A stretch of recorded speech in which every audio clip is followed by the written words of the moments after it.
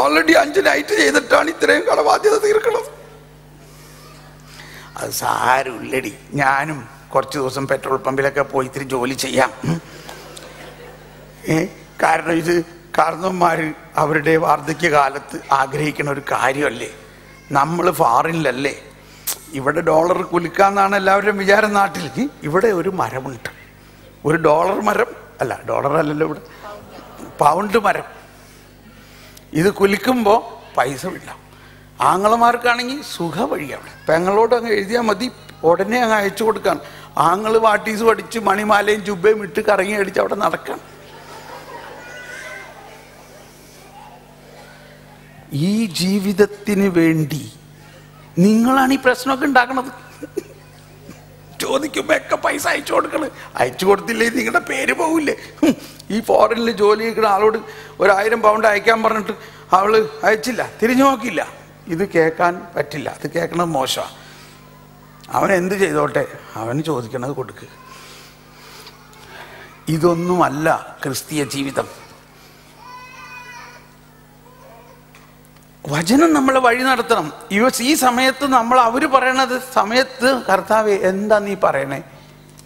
അപ്പോൾ ഒരു വചനം അവിടെ പറയുകയാണ്, ഈ ജീവിതത്തിന് വേണ്ടി, ഒന്നെല്ലാവരും കരമുയർത്തിയേറ്റ് പറഞ്ഞുകൊണ്ട്, ഈ ജീവിതത്തിന് വേണ്ടി മാത്രം ക്രിസ്തുവിൽ പ്രത്യാശ വെച്ചിട്ടുള്ളവരാണെങ്കിൽ എല്ലാവരും ശബ്ദമുയർത്തി ഒന്നുകൂടി, ഈ ജീവിതത്തിന് വേണ്ടി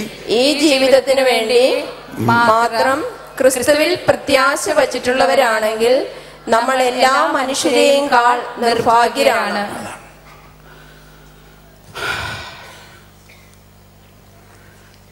നമ്മളുടെ ജീവിതം ഇവിടെ ഒരു 80 വർഷമോ കൂടി വന്ന 100 വർഷം ഇവിടെ ജീവിക്കുമായിരിക്കും. പക്ഷേ ഈ ജീവിതത്തിനപ്പുറത്ത് അനന്തമായൊരു ജീവിതമുണ്ട് എന്ന് ഇവിടെ എല്ലാ ദിവസവും വിശ്വാസ പ്രമാണത്തിൽ നമ്മൾ ഏറ്റു പറയണതാണ്. എന്താ വിശ്വാസ പ്രമാണത്തിന്റെ അവസാനത്തെ വാക്ക് എന്താ?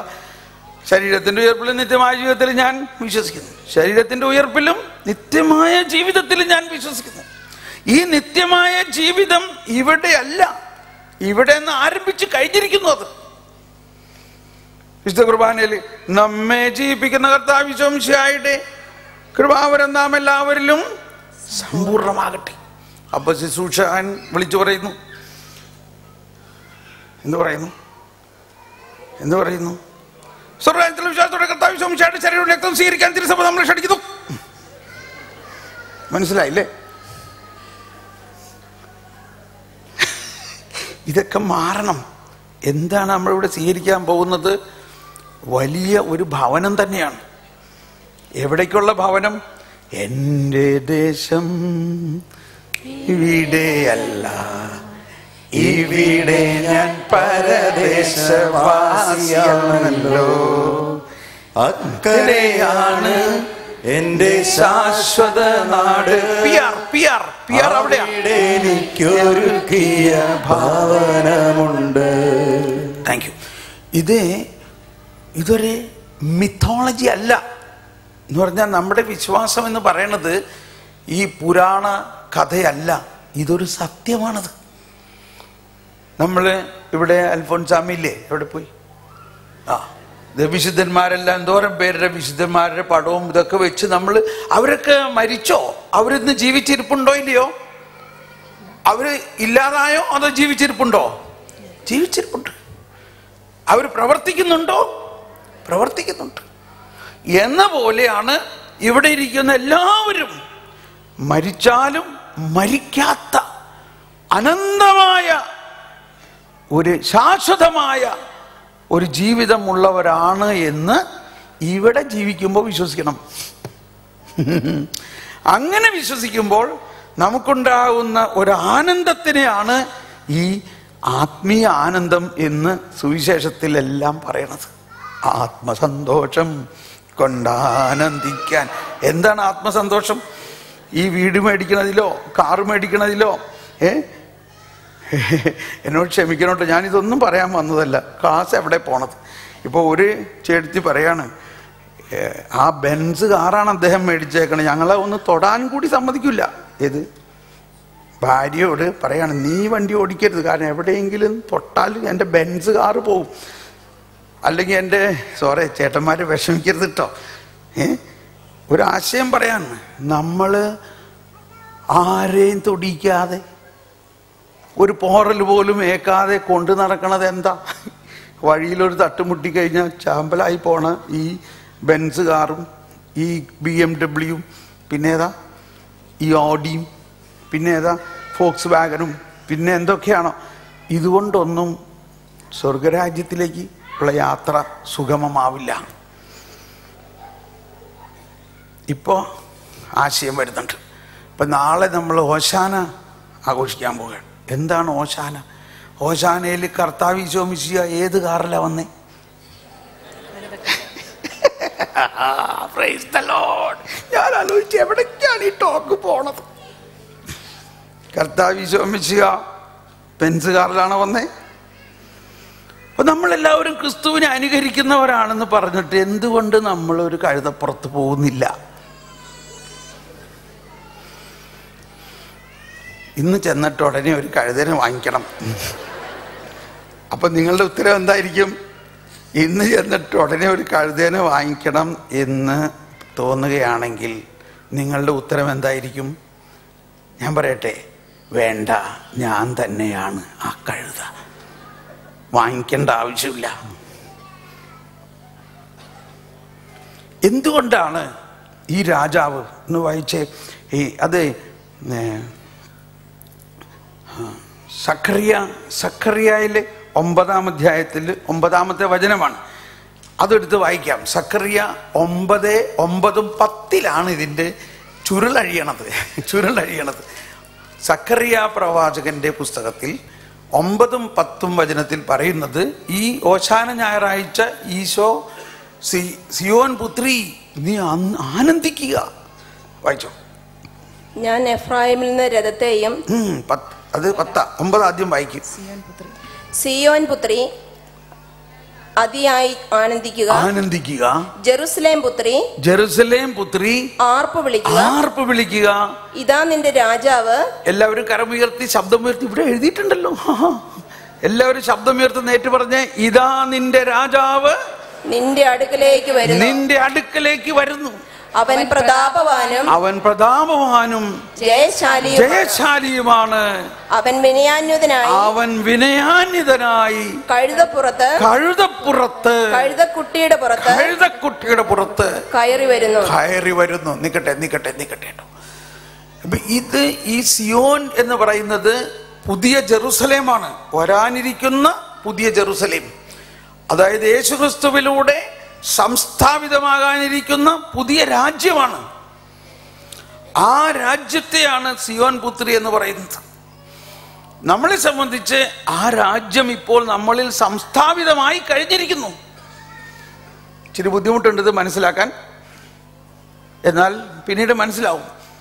അപ്പൊ നമ്മളാണ് ഇന്നത്തെ യേശുക്രിസ്തുവിൽ വിശ്വസിക്കുന്ന വിശ്വാസികളുടെ സമൂഹമാണ് ഈ കർത്താവിൻ്റെ മണവാട്ടി, മുടിചൂടി നിൽക്കുന്ന സഭ. അതാണ് സിയോൻ പുത്രി. ആ അർത്ഥത്തിൽ ഒന്നുകൂടി വായിച്ചേ. സിയോൻ പുത്രി അതിയായി ആനന്ദിക്കുക. ജെറുസലേം പുത്രി ആർപ്പ് വിളിക്കുക. ഇതാ നിന്റെ രാജാവ് നിന്റെ അടുക്കലേക്ക് വരുന്നു.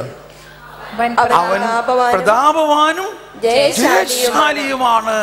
ഇതാണ് ഒരു കാര്യം മനസ്സിലാക്കണം. അവൻ ആരാണ്? അവൻ പ്രതാപവാനും. അപ്പൊ അതിനെ വേറൊരു ഭാഷയാണ് നമ്മൾ കുർബാനയിൽ പാടുന്നത്, സർവാധിപനാം കർത്താവേ. അത്ര മതി. അവൻ ആരാണ്?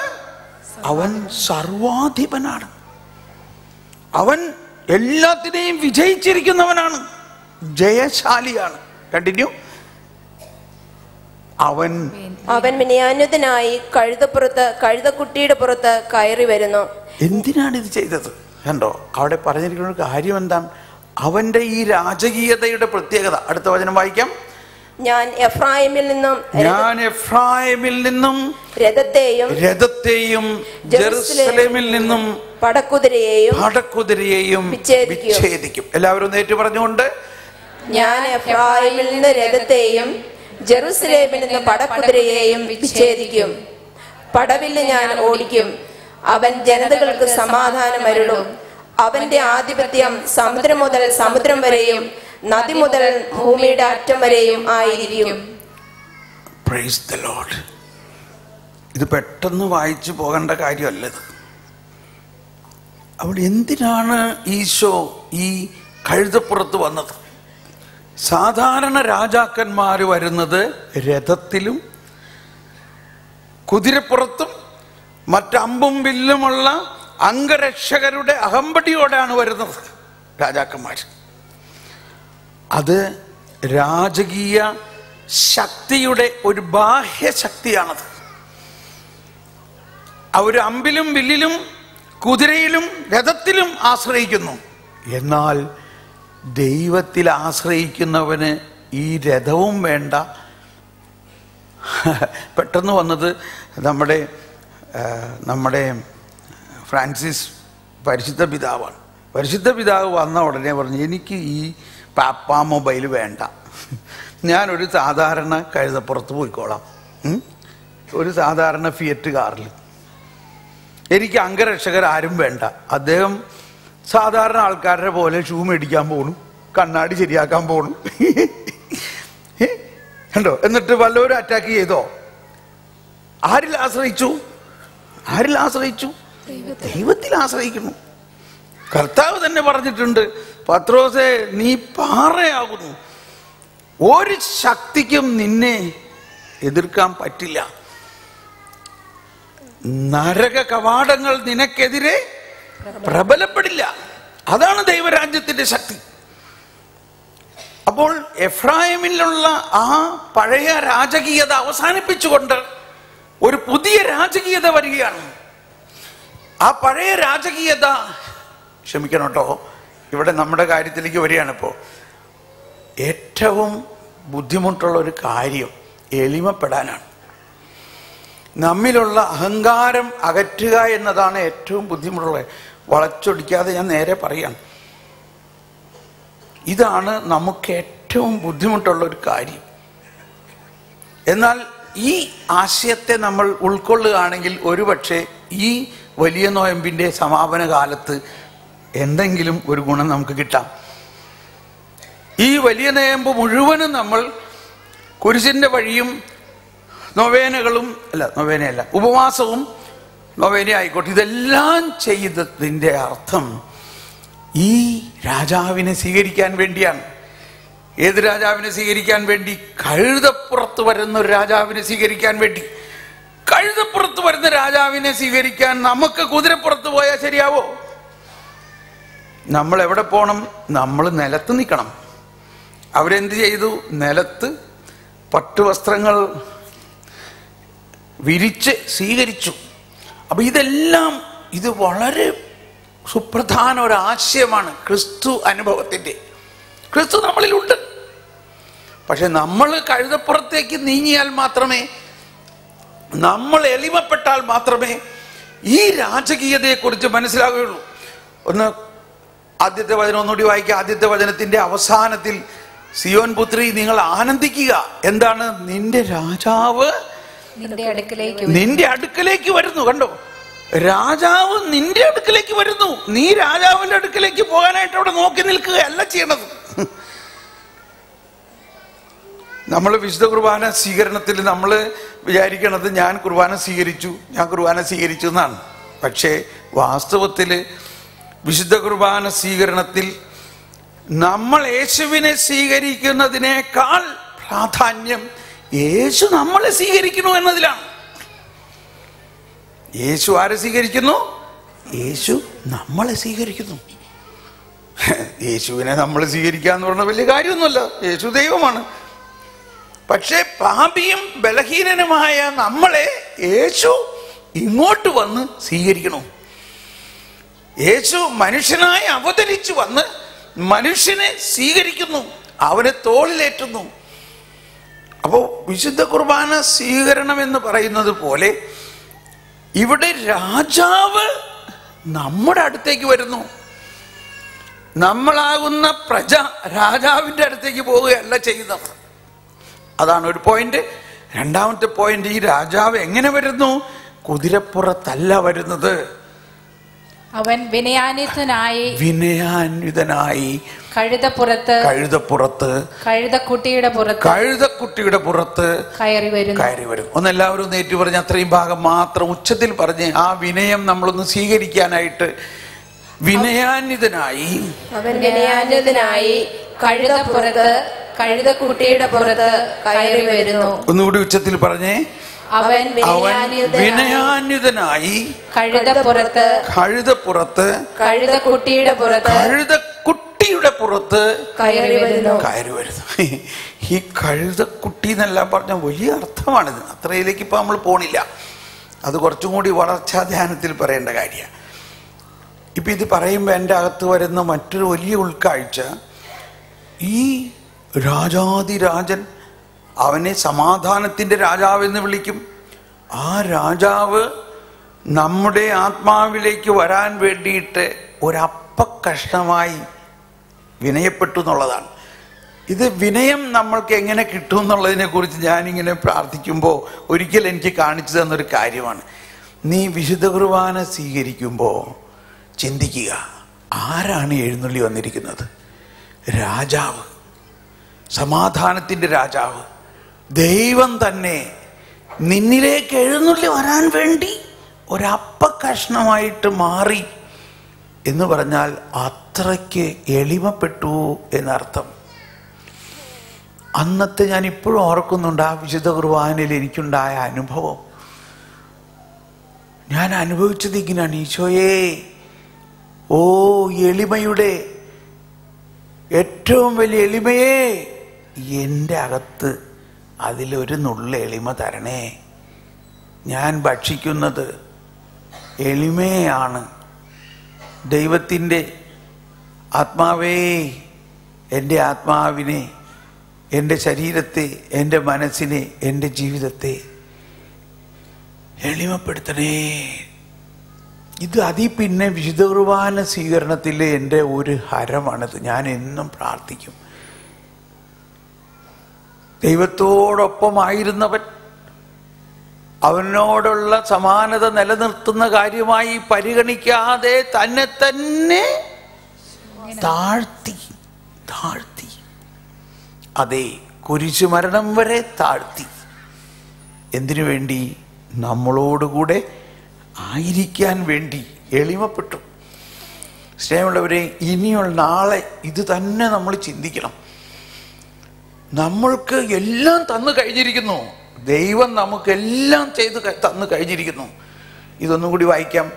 ആ എളിമപ്പെട്ട് കഴിയുമ്പോൾ എന്ത് സംഭവിക്കും? നമ്മുടെ ഉള്ളിൽ ഒരു പടക്കുതിരയുണ്ട്, ഒരു പടവില്ലുണ്ട്. നമ്മുടെ ഉള്ളിൽ ഒരു അഹങ്കാരത്തിൻ്റെയും ഒരു എളിമയില്ലായ്മയുടെയും ഒരവസ്ഥ ഉണ്ട്. അത് മാറിയാൽ മാത്രമേ നമ്മുടെ ജീവിതം ഒരു ക്രിസ്തീയ ആനന്ദത്തിലേക്ക് വരികയുള്ളൂ. വായിച്ചോളൂ, 10-ാമത്തെ വചനം വായിക്കൂ. ഞാൻ എഫ്രായിൽ നിന്ന് രഥത്തെയും ജെറുസലേമിൽ നിന്ന് പടക്കുതിരയെയും വിച്ഛേദിക്കും. അപ്പൊ ഇതിൽ നിന്ന് മനസ്സിലാക്കേണ്ടത്, ഞാൻ ദൈവം തന്നെ നമുക്ക് നൽകുന്ന പുതുജീവനിലൂടെ, നമുക്ക് നൽകുന്ന പരിശുദ്ധാത്മാവിലൂടെ, പരിശുദ്ധാത്മാവിൻ്റെ പുണ്യങ്ങളായ സ്നേഹം, ശാന്തി, ആനന്ദം, ക്ഷമ, ദയ, നന്മ, വിശ്വസ്തത, സൗമ്യത, ആത്മസംയമനം, ഇതെല്ലാം നമ്മൾക്ക് നൽകി കഴിയുമ്പോൾ അതിലൂടെ നമ്മുടെ അഹങ്കാരത്തെ അകറ്റും. അതാണ് വായിച്ചേ. എഫ്രായിമിൽ നിന്ന് രഥത്തെയും ജെറുസലേമിൽ നിന്ന് പടക്കുതിരയെയും വിച്ഛേദിക്കുമെന്ന് പറയുന്നത് മനുഷ്യരിലുള്ള അഹങ്കാരത്തിൻ്റെ ആ പടക്കുതിര അകറ്റും. മനുഷ്യരിലുള്ള ആ ഞാൻ വലിയവനാണെന്നുള്ള ഒരവസ്ഥ മാറ്റും. നമ്മൾ എളിമപ്പെടുത്തും. വീണ്ടും പറയാണ്, പടവില്ല് ഞാൻ ഓടിക്കും. എന്നോട് ക്ഷമിക്കണം കേട്ടോ, ഇത് നമ്മുടെ വീട്ടിലൊക്കെ അപ്ലൈ ചെയ്യാൻ പറ്റിയൊരു കാര്യമാണ്. എന്താ പടവില്ലെന്ന് പറയണത്? ഇപ്പോൾ ഭർത്താവാകാം, ഭാര്യയാകാം. ഒന്ന് കൈവീശി കാണിച്ച്, അല്ലെങ്കിൽ ഒന്ന് എഴുന്നേറ്റ് നിന്നെ. ഇന്ന് നല്ലൊരു ദിവസമാണ്, ഒരു ദിവസം വിശ്രമം കിട്ടുന്ന ദിവസമാണ്. അതുകൊണ്ട് ഇവിടെ നല്ല എയർ കണ്ടീഷൻ അറ്റ്മോസ്ഫിയറിൽ വിശ്രമിക്കാൻ പറ്റിയ സമയമാണ് ഇല്ലേ. വീട്ടിൽ നിന്ന് ഭക്ഷണമൊന്നും ഉണ്ടാക്കുകയും വേണ്ട. അപ്പോൾ അതുകൊണ്ട് അതും ഒരു സമാധാനം എന്നും പറഞ്ഞുകൊണ്ട് ഇവിടെ നിന്ന് ഉറങ്ങാൻ വിചാരിക്കണ്ട. ഒന്ന് കൈ